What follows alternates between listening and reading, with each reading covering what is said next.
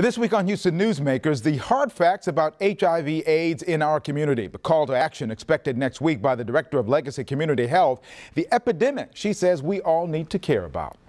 The time is for the World AIDS Day luncheon. Why Houston is ground zero in the fight to reduce new HIV/AIDS infections to zero, and what we can all do to help. And it's called Engine Radio, alternative pop and hip hop. What does that mean, and why you might want to give it a listen? From KPRC Channel 2, this is Houston Newsmakers with Cambrell Marshall. Good morning and welcome to this very important Houston Newsmakers as we focus on a very important part of all of our lives, our health.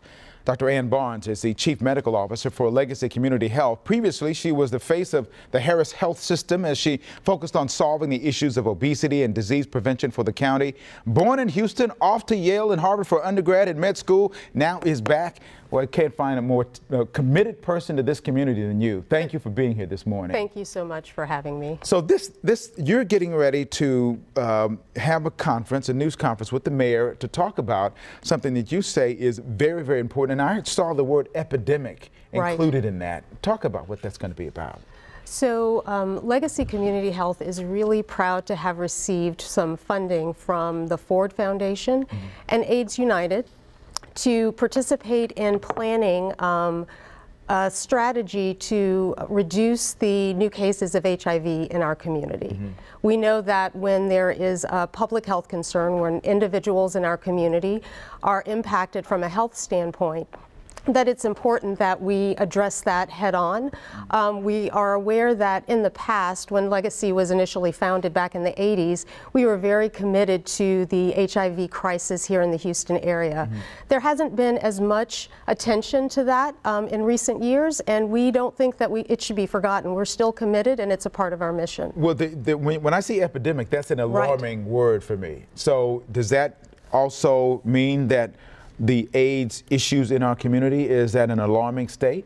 That's right, and in some communities it's even more alarming than in others. So the CDC ranks Houston 12th in cities that report new cases of HIV. We have about 1,200 in our city, and it seems to be affecting our African American community, and then some of our vulnerable populations, our gay and transgender community, most seriously. And we feel like if we don't pay attention to it, if we take our eye off the ball, then there could be a resurgence in cases. So it's vitally important that we focus on prevention, treatment of HIV in our community. How has it gotten to this point? I mean, is it higher than it has been? Have we as a community been complacent about all of this, kind of off the radar, out of sight, out of mind, so to speak? So I think we've done amazing things over the last 30 years to reduce the cases of HIV, but it's not zero, and that's what we're committed to. There are other cities in the United States, Atlanta and San Francisco, that have really invested in pushing that number down to zero so that we don't have to worry about HIV in our community any longer. And so it hasn't spiked, but there are communities that haven't received the attention that they should in terms of really trying to eliminate the perpetuation of the illness. Other than drugs to combat it, what kinds of things go into making sure that this kind of can be curtailed? I know that part of what I've read about what seems to be one of the focal points is education and preventive right up front as part of the first part of this process. Right, so there are really 5 strategies that we hope that this community-wide effort and plan that we've developed will engage to really reduce the number of cases. And in the first 5 years, we hope to reduce it by half. Prevention is absolutely the first. And so in addition to traditional ways of preventing exposure to HIV, really exciting, there are medications, we call them pre-exposure, prophylaxis or PrEP, where individuals who are in high-risk situations can take medication and reduce their risk of contracting HIV if they are exposed. Does that provide them with You know, once upon a time they would say don't give girls birth control pills because it would make them want to be more promiscuous. Is this the same, could this be put in the same category? You know that some people would say that that's right. what's exactly what will happen. But we know from evidence that that's not the case at all.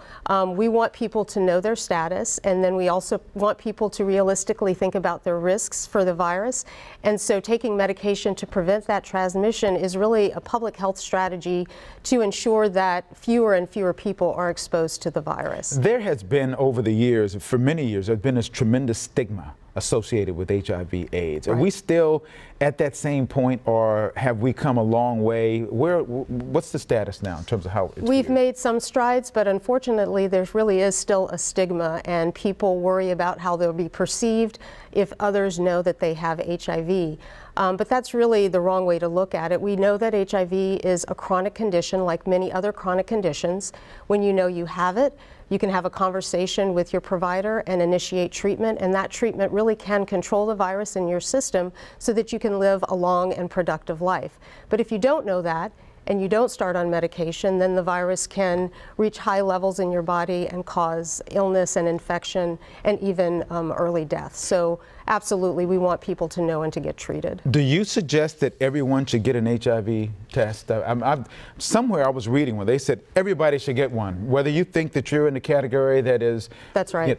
So are you in that? I support that as well. The CDC recommends universal testing and opt-out policies, meaning you will be tested for HIV unless you ask not to be. And again, the more of us who know our status, the more likely we are to pursue strategies to prevent transmission, and then the better we are equipped to really reducing the prevalence of HIV in our community. When you have your news conference this coming week, what do you hope is going to be the end result of all of that? Obviously, it'll be a focal point for exposure at that time. What's your goal? What's your highest dream about what's going to come out of that? So one is community-wide awareness that HIV still persists in our community, some recognition that there are some high-risk populations, and really mobilization of those particular communities to engage in increasing testing, increasing prevention and access to medical care, so that we can really begin to address the epidemic that still exists. Well, we look forward to that news conference next week. But before I go, this past summer, a lot of attention was paid to the Zika virus. That's and of course, right. that was it was considered a danger to us all, but particularly to pregnant women. With the passing of summer, does that mean the Zika virus is over, or is it one of those kinds of things that's here to stay and that we will have to pay close attention to it periodically or during the peak seasons? I think you hit the nail on the head. Even though mosquito season has subsided, I think those of us from Houston know that mosquitoes never really go away. I continually get bitten. But I think we have to remain vigilant. I think some of our infectious disease experts in the country tell us that we're probably going to have to pay attention to Zika over the next several years. And certainly we in the healthcare field who take care of women who are pregnant, and certainly at Legacy we see about 300 women a day, many who have ties to Central and South America. We're going to have to continue to screen those women and advise them on precautions from contracting Zika. In the minute we have left, what more can you say about what Legacy Health is all about? So Legacy Health is committed to serving any patient who walks through our door. We are mission driven in that we really feel that health is a right and health care is a right.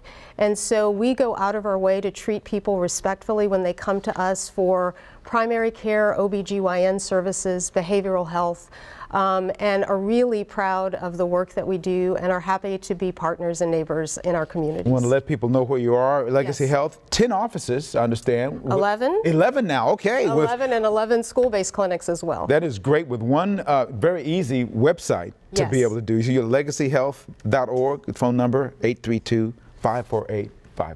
That's right. Dr. Barnes, thank you so much. Happy to be Appreciate here. it. Thank you. Hey, also next week on Thursday, the annual AIDS Day Luncheon, that's coming up. We're going to turn our attention to focusing on zero, as in the hope for number of new infections. We'll talk about that right after this break.